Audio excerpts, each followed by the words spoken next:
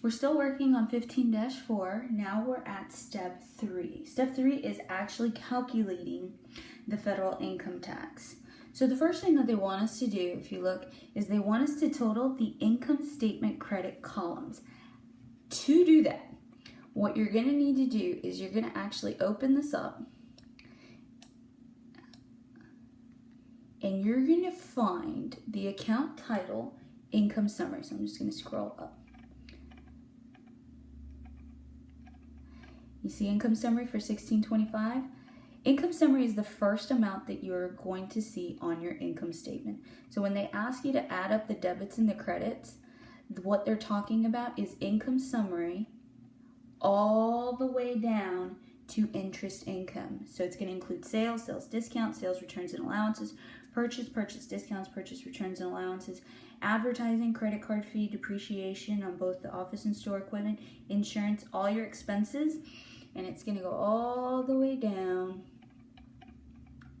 till you see interest income. Now the number we're not going to include is this $32,000 for federal income tax. So when I do actually add all of those up, what I'm going to end up here is with $536,948.17. That's all my credit. When I add up the debit side, I get $395,360.48. What they want us to do is go ahead and find the difference of these two values. So it's our net income before federal income tax. Once I subtract, I get $141,587.69. I'm going to also place this value here. So $141,587.69. So remember we talked about our tax brackets. If you look back at your tax rate schedule, you're going to see that $141,000 falls in the fourth tax bracket. So it's between $100,000 and $330,000. So what we do is we're going to subtract $100,000 because that's the amount of the over. And again, this is all stemming from the chart.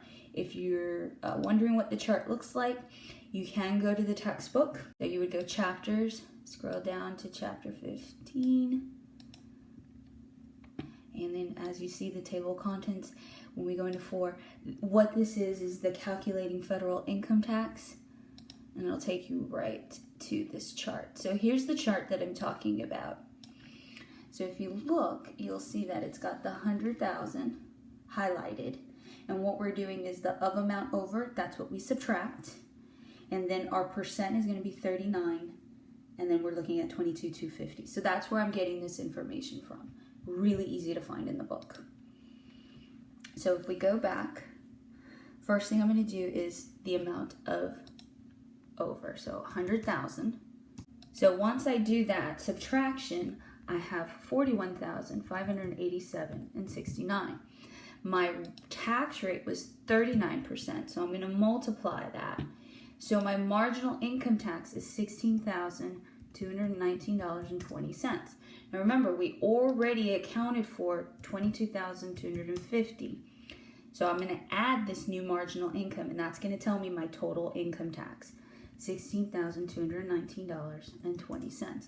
So at the end of this year, after the fourth quarter, the total amount of income tax that this company should have paid is $38,469.20. As we go into step 4, what we're going to look for is, what have we already paid? According to our general ledger, it shows that we've already paid $32,000, and that was on the ledger. So now we've got to post this last transaction, the federal income tax expense. We've got to post these. So we're going to go to federal income tax, which is all the way at the bottom. We've got federal income tax expense, and then the payable right here for the 31st, the same G15, and the amount is $64,69.20, so it is a debit. 64, 69, 20. And you see we already paid 32,000, so now we have a total. So we're gonna combine these values together. These values, it's $38,469.20. So the other one that we need to go into is the payable. So federal income tax payable, 31st, G15, and we're gonna put the same amount. This time it is a credit. And it's 64, 69, 20, and this is creating the balance under the payable, 64, 69, 20. So we don't have that much left. Last thing that we have to do is step 6.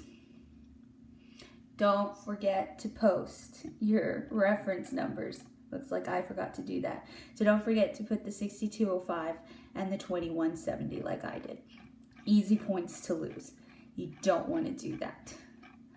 All right, so let's go ahead and go to the last step. Last step is now we're going to adjust the trial balance. So we want to make sure that this is correct. So the only parts that we need to adjust is that income tax payable and then the expense. So the income tax payable was the 6469.20, so we're going to add that. And then our total income tax, it was the 32 that we originally paid and the 6469. So at the end of the year, we should have paid a total of 38,469 and 20. So we re-total our debits and our credit. So 645, 531, and 99 cents on both the debit and credit side. And yes, it is a lot of steps, but this is the process.